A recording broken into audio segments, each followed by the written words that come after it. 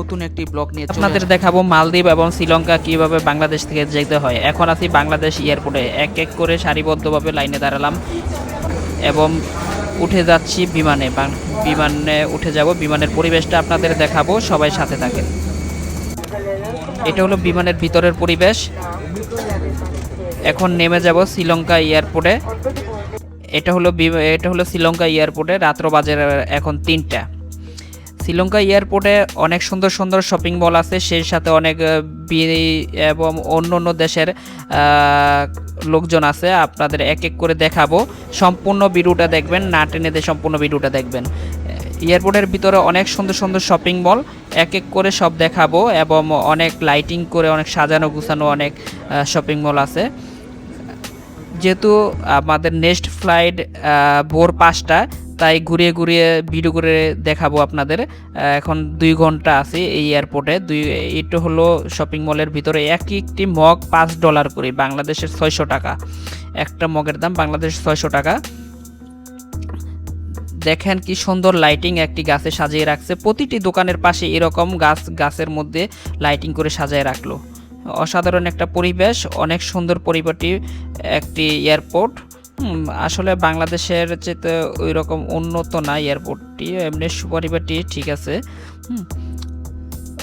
এখন দেখাবো, আমরা চলে যাব শ্রীলঙ্কা এয়ারপোর্ট থেকে বিমানে উঠে যাব। বিমানে ওঠার জন্য চলে যাচ্ছি গাড়ি যুগে, গাড়িতে করে এয়ারপোর্টের ভিতর গাড়িতে করে এখন আমরা বিমানে উঠে যাব। বিমান থেকে নেমে চলে যাব এখন মালদ্বীপে।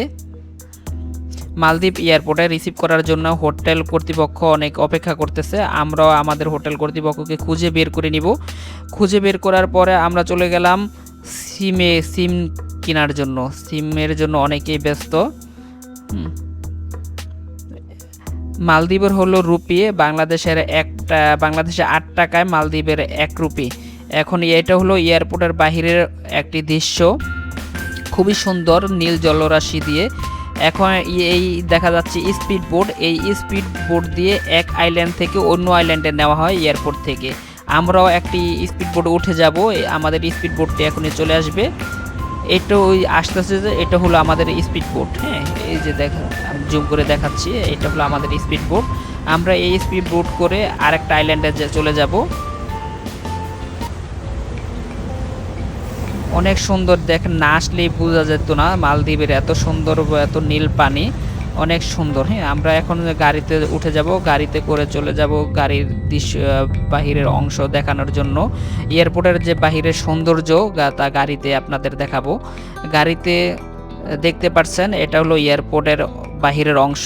এক পাশে সমুদ্র, এক পাশে ছাউনি দিয়ে এবং পাশে রাস্তা, তার পাশে আবার এয়ারপোর্টের ভবন।